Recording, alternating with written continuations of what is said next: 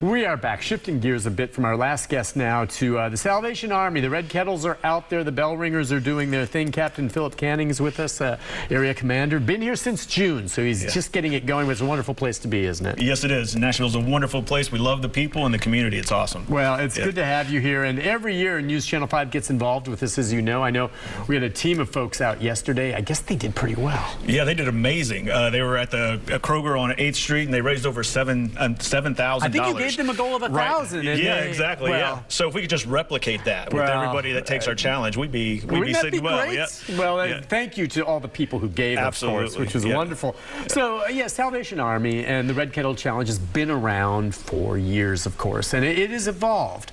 There are more ways to give. At one time, wasn't it, at the Christmas time, the money, and there's our bell ringers out and about yesterday, would be you can go, and you still can go, and I can go put coins or dollars into the kettle now. Absolutely. But there's other ways with a QR code you can give. Talk about the ways you can give to Salvation Army. Yeah, absolutely. So we've got the traditional way, right, with cash and coin, right? That's still always available, right? And it's great to see kids do that and participate in that way. But then you can also give online. You can go to salvationarmynashville.org, and you can give on there. And you should see QR codes, around too. Just scan that. It'll take you to that page, and you can give through there.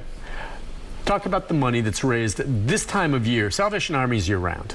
Yes. But is this the busiest time of the year, and is this where most of the money comes in? Yeah, this is by far the busiest time of the year for us in terms of busyness, right? We got Red Kettles, we got Angel Tree going on, and the Red Kettle Challenge is our largest fundraiser of the year. This year our goal is about $500,000 to raise this season. Our second largest fundraiser is about $300,000, to put that into perspective of what this means to us. And remind folks, the money goes to what? How's it used? Yeah, so the funds are used for Salvation Army programs and services year-round. So we have three big categories of services, if you will. We have Life Nav and supportive housing, which helps people get into permanent housing.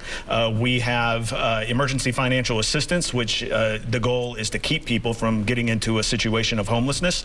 And then the third one is youth engagement. Okay, all three of those. So meaning, how does youth engagement work out? Would it be kids clubs, things like that? Yeah, it could be kids clubs, interacting with the children, character building type programs, where we also intentionally reach out to the families at large and provide them with any needed assistance. I see here also, I guess I may have heard about this. What, $4.4 million grant approved for Salvation Army to find gap housing for the homeless? Yes. That's a big deal. That's a lot of money. Now, is that in the Middle Tennessee area, or? That is for Davidson County. Davidson County. Yes. Okay. Yeah. And so gap housing, again, that is to help folks as they make a transition back, maybe if they've been homeless, to finding a place to live. And that it's a big issue here in Davidson County, in the mayor's office, and how they're dealing with this. Yes, absolutely. So, we have a affordable housing shortage, if you will, especially for the very low income. And so taking a person from a situation of homelessness and getting them into permanent housing, there's not always a permanent housing solution available right at the moment.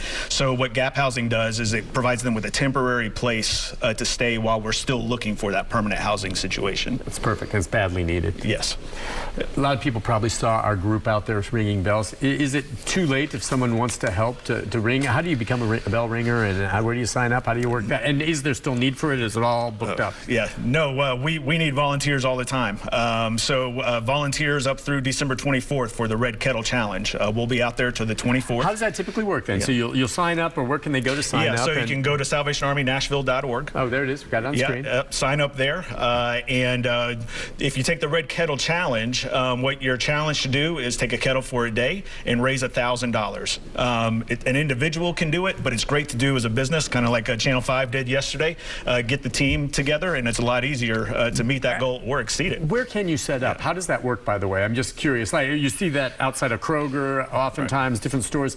Do you have places set ahead of time where if someone signs up, you're going to be going to the Walmart here, or you're going to be going here, or does the individual choose where? Yeah, so we have a selection. We have a portfolio, if you will, of locations where you can do it, or if you want to do it in your own business. We have some Red Kettle partners that set it up in their lobby, lobby of their business, in order to attract donations that way. Sure. What about just on the street corner?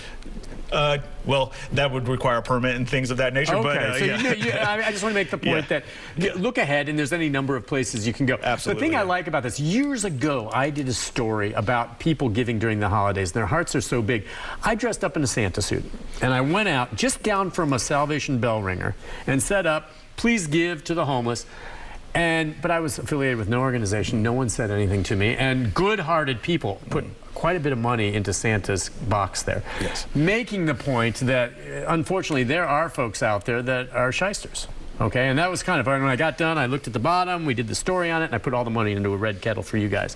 But what I like about Salvation Army, there's no mistaking who you are, what you are. Have you ever had anyone go out with a fake Red Kettle? Maybe that's happened. But it happens. I'm sure that right? has. People try to profit off our brand. Yeah. So how do you know? Just to be sure, every time I see it, even there's tags, aren't there, that the bell ringers are wearing? Yeah. So a couple of things. First of all, you should see the official Red Kettle sign. Right. Yep. They will have an official Salvation Army shield on their kettle. They will also have a red apron on with the Salvation Army shield on it, and they'll also, of course, have the bell in their hand, and yes, they'll have a name tag, a Salvation Army name tag. Can't miss them, Captain Ken. Yeah.